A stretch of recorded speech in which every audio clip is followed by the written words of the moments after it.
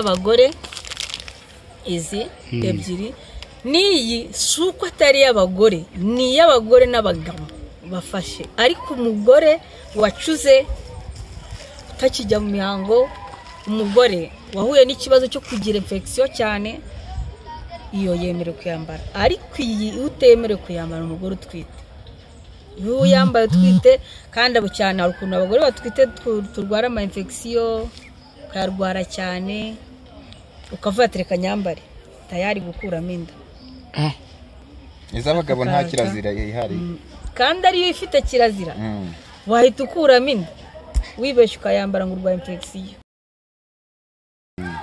bayambara rero sasa nayo tuyigezeho umugabo amenyere ko atajyambara context yambara umudamu n'ubwa mbere mbyumvise ariko aka kantu rero ukitondera umugore ashaka kukambara uko arwaye infection kandi n'umugabo arayirwaye iyo umugore afite infection n'umugabo we aba afite infection sibyo mu byitondere umuntu mwumvishe ko umugore afite infection n'umugabo aba yifite sibyo nibwo rero umugore ashobora gufata kamwe akakambara muri sous-vêtement ye n'umugabo agafata ya context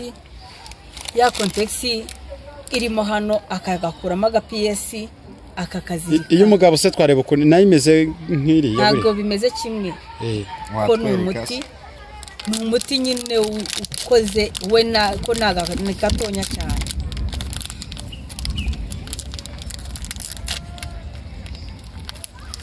reba nawe akantu karimo utuntu 30 urumva biratandukanye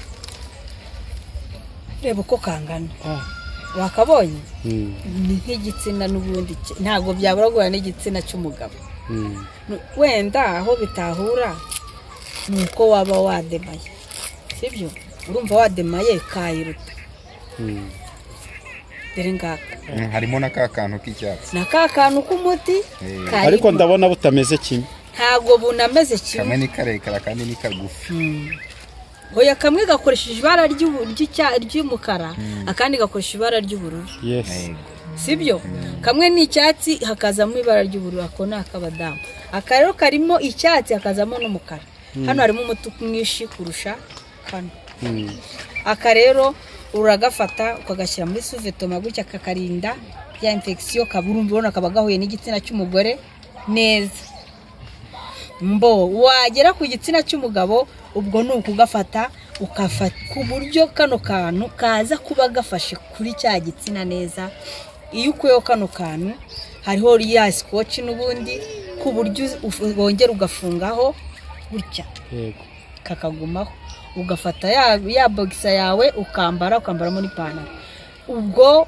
ukirwana utyo urumva habasigiye aho n'ubundi uri bugira ute uri bwihagarikire ukaba wakihagarika nta kibazo bivuze ngo karakurura ko kakururamo imbere kagakurura ibirimo bino bikuzura muri kakantu kazamo hano ya infection iraza ibyo bintu bishobora kuba byamara n'igihe kingana gute aka umunsi wose ukambara umunsi umwe bikaba birakemutse kakabahoya kandi ari mpamvu harimo utuntu 30 uraturangiza oya ushaka kutaturangiza ariko ushobora no gukira hagezemo 15 ukaba wumva wakize byibura se nk'abantu bafite icyo kibazo icyo nabashishikariza bafata nimero yanjye oya turagira ngo tubwire nk'umuntu wenda byibura ufite icyo kibazo yakora cyase wenda aramutse afite abasirikare benshi yakira mu gihe gito ya wenda mwagenekereza kugira ngo uwo muntu abe yarangije gukira mu minsi 15 ikibazo asigaranye infection yawe yabakize akambara buri munsi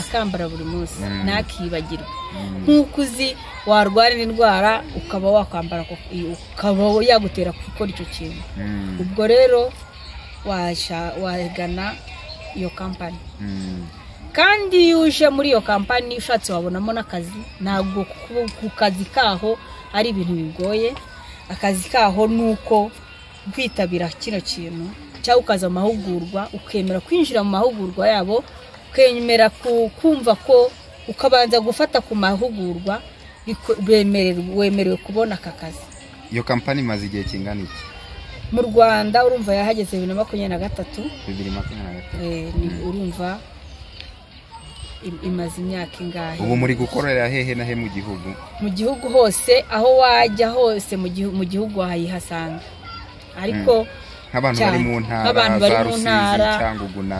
mu ntara ntago irahagera cyane, ariko ibihugu byose muri East Africa hafi ya yose wabonamo akazi wabayishije gufata aya mahugurwa, upfa kuba ufite iri zina ryaho. Ntago bisaba kuba warize ikiganga, ntago uba warize, kuko batekereje no kubanebwe kubanebwe batekerejeho neyihe. Urabona twebwe icyo tuvuga hano, impamvu tubivuga ubwa munyamakuru hano, ntago bafashe ngo warize cyane wize. Iyo utize nabwo ubonamo akazi, kandi cyiza cyaho urona ibaze ko tapandigo bakwaje ngo umuntu asohora ira mashini abon yunguka ate, ntobasha kumenya uko yunguka, ariko we afite uko yunguka. None cyiza cyane nature nutrition hano nabo barashaka ko uva mu bunebwe, utazicara uvuga ngo nta kazi ufite. Aka ni akazi ushobora gukora uri iwawe, sibyo? Ni akazi ushobora gukora uri iwawe, ni akazi ushobora gukora uri mu bitaro, ni akazi ushobora gukora wasuye umuntu ukabuzi kuri gukora amakazi. Cyane ko hari umuntu washinze MTN, n'urugero MTN umuntu wayishinze ntabwo iyi saha ari uyikoramo, sibyo? Ariko aho yicara hemo afite uko yinjiza, kandi cyane aya veni wibajije badukata mu gihumbi ya veni jyahe. Sisanga wa muntu n'ubundi washinze MTN. Natwe rero niko dukora, ushobora kuza umuntu umwe yinjiyemo cyangwa babiri, wowe ukagumya ugahembwa. Dusoza turagira ngo tubwire ije gufasha iki abagabo. Iyi ngiyi cyane ko ije gufasha abagabo, abantu badafite akazi, ije no gufasha abagabo kugira ngo bumve ko nabo bakira indwara badagize ute, batayirukanse ngo bagiye gutonda umurongo kwa muganga, sibyo? Ugomba gufata iyi nuza ukapfa kuba wumva ko hari infection iri kukurya cyangwa kwakundi ishima ku gitsina. Ibyo ibingibi hari n'abana bariko batazi uko ifatwa cyase ko ifata infection. Turagira ngo ku bagabo ifatira abagabo infection uko nibafata ni nk'ibisanzwe n'ubundi. Hari infection ifata uzana udusebe ku gitsina, ibyo ni ibimenyetso. Hari infection iza ikazana kwishima ariko ubona nta gisebe kiriho, kumva ugomba harimo uburyaryate, iyo ni infection. Hari kuba wumva ujya kunyara ukumva nyine harimo uburyaryate, umaze kunyara ahandi udukare dusigaye ukumva urashaka kuhashima, iyo nayo ni infection. Hari n'ukuntu umara gukora imibonano mpuzabitsina, wamara gukora imibonano ukumva urababari ku gitsina, harajemo kokera nk'urusenda, ibyo nayo ni infection. Tubwire, hari ahantu hagira wenda hari abantu batazi uburyo infection ifata, ariko tuzi ko ifata mu buryo wenda bwinshi butandukanye byashoboka. Watubwira nk'ahantu hatatu? Yego. Infection cyane ku ba mama, infection yandura cyane. Ushobora koga nabi, wakoga amazi mabi yagerayo, kwakunda hari abantu batazi ko no kwitawaza biba ubundi kwitazaza ngo ari by'abasilamu. None kwakundi hanaguje cya kintu ya papier hygienique yawe cyangwa ikindi kintu cy'isuku, wa mwandi ugarutse ushobora kuba wavamo uburwayi, kuko ahantu haroroshye hatuma wakwandura vuba bitewe nuko ahandi hakomeye, sibyo? Noneho hari no kuba abapapa cyangwa abamama ukaba waryamana n'umugore cyangwa umugabo uyifite, kuko infection y'abagabo imara imyaka 5 infection y'abamama imara imyaka 5 itarasohoka, sibyo? Utaragaragara, ariko wowe umugabo wabara ugishira ugikozaho cyatira cyawe wowe ukayitahana.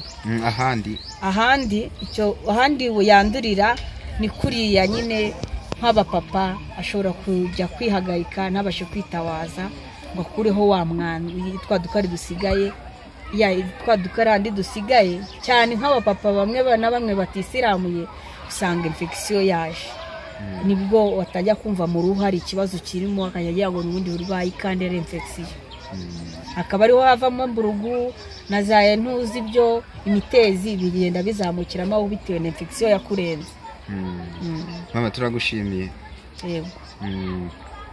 Kandi mwakoze.